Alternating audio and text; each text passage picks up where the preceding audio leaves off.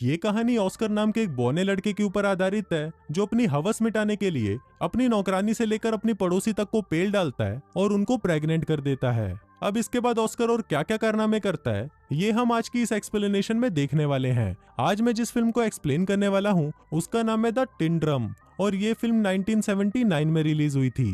कहानी शुरू होती है और हम एना नाम की एक औरत को देखते हैं जो अपने खेत में काम कर रही होती है। तभी वहां पर जोसेफ नाम का एक आदमी भागते हुए उसके पास आता है और पुलिस से छुपने के लिए उसकी मदद मांगता है। तभी एना अपनी जादुई गुफा खोलकर उसमें जोसेफ को छुपा लेती है। पर जोसेफ भी एक नंबर का हरामी होता है और वो एना की गुफा में ही उसका गेम बजाना शुरू कर देता है। फिर पुलिस के वहां से जाने के बाद वो दोनों भी वहां से भाग जाते हैं और एक दूसरे के साथ रहना शुरू कर देते हैं। फिर एक दिन पुलिस जोसेफ को पकड़ ही लेती है, पर इससे पहले कि वो उसे मार डाले जोसेफ पानी में कूदकर वहां से गायब हो जाता है। अब कुछ लोगों का कहना है कि वो डूब गया और कुछ का कहना है कि वो भागकर अमेरिका आ गया जहाँ पर वो एक अमीर बिजनेसमैन बनकर ऐश कर रहा है। वहीं दूसरी तरफ एना और उसकी बेटी एग्नेस बाजार में सामान बेचकर अपना गुजारा कर रहे थे। एग्नेस अपने कजन जैन से प्यार करती थी जो एक पॉलिश पोस्ट ऑफिस में काम करता था। इसके अलावा एग्नेस एल्फ्रेड से भी प्यार करती थी जो एक जर्मन शेफ था। अब उन तीनों के एक साथ मचाए हुए कांड से एग्नेस को ऑस्कर नाम का एक बेटा होता है जिसका बाप जैन था या एल्फ्रेड ये सिर्फ भगवान को ही पता है।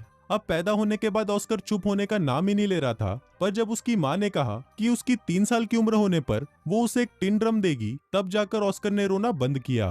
फिर 3 साल का होने पर जब ऑस्कर ने अपने बर्थडे पार्टी में लोगों को शराब पीते हुए और नंगा नाच करते हुए देखा तो उसने डिसाइड किया कि वो कभी भी बड़ा ही नहीं होगा और अपने इसी महान काम को पूरा करने के लिए वो सीढ़ियों से कूदकर नीचे गिर जाता है। और अब उसके बाद से ही ऑस्कर हमेशा के लिए 3 साल का ही रह जाता है। ऑस्कर कभी भी अपने टूटे हुए ड्रम को खुद से अलग नहीं करता और जब भी कोई उससे वो ड्रम छीनने की कोशिश करता है तो ऑस्कर इतना जोर से चिल्लाता है कि वो अपनी आवाज से कांच को भी तोड़ देता है। अब टाइम बीतता है और हम देखते हैं कि ऑस्कर अब 6 साल का हो गया है, पर ना तो वो बड़ा हो रहा था और ना ही वो अपने टूटे हुए ड्रम को छोड़ रहा था। और अगर कोई उससे वो ड्रम छीनने की कोशिश करता तो ऑस्कर अपनी आवाज से कांच तोड़ देता।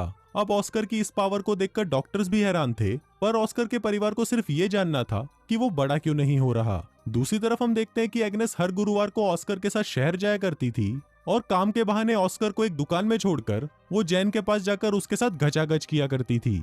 पर एक दिन ऑस्कर को अपनी माँ की इस चढ़ती जवानी के बारे में पता चल जाता है। अब कुछ साल और बीतते हैं और ऑस्कर अब 12 साल का हो चुका है। फिर एक दिन ऑस्कर अपने मॉम डैड के साथ सर्कस देखने जाता है जहाँ पर कुछ बोने लोगों को परफॉर्म करता देखकर ऑस्कर के मॉम डैड को भी लगने लगता है कि शायद ऑस्कर भी बोना है। फिर सर्कस खत्म होने के बाद ऑस्कर बेबरा नाम के एक बोने से मिलता है जो कि ऑस्कर के इस टैलेंट को देखने के बाद उसे अपने सर्कस में काम करने के लिए बोलता है। पर तभी वहाँ पर ऑस्कर के मॉम डैड आ जाते हैं और उसे अपने साथ ले जाते हैं। अब इसके कुछ दिनों बाद हम देखते हैं कि एग्नेस जिस दुकानदार के पास ऑस्कर को छोड़कर जाया करती थी वो दुकानदार एग्नेस से प्यार करने लगा था। वो उसे और ऑस्कर को अपने साथ लंदन चलने के लिए बोलता है, पर तभी एग्नेस उसे मना कर देती है और उसे चूतिया बोलकर वहां से चली जाती है। फिर कुछ दिनों बाद एग्नेस को पता चलता है कि वो प्रेग्नेंट है और उसके पेट में जैन का बच्चा है। अब इस बात से एग्नेस काफी परेशान रहने लगती है और परेशानी में वो बहुत सारी मछलियां खाती है जो खाना उसे बिल्कुल भी पसंद नहीं था। वहीं उसके पति एल्फ्रेड को इस बात से कोई मतलब नहीं था कि जैन के पेट में किसका बच्चा है,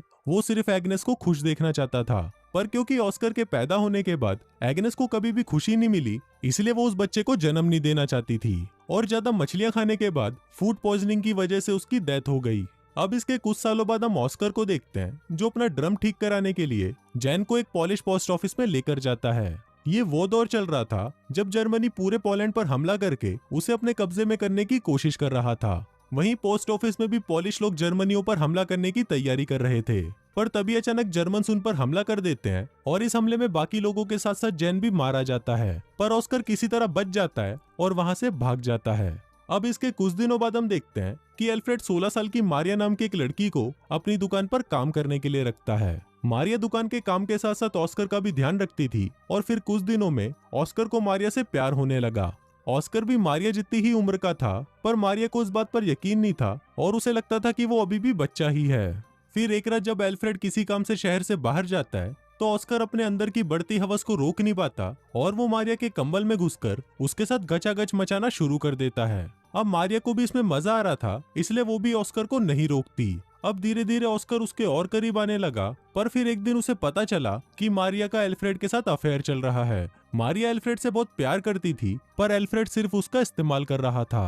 अब इस बात से मारिया बहुत ज्यादा दुखी हो जाती है और रोने लगती है। पर जब ऑस्कर उसे संभालने उसके पास आता है तो मारिया उसे बोना बोलकर उसके पिछवाड़े पर लात मार देती है। अब कुछ महीनों बाद हम देखते हैं कि मारिया एल्फ्रेड के बच्चे की मां बनने वाली थी और ऑस्कर उस बच्चे को मारना चाहता था, पर मारिया ऐसा होने नहीं देती।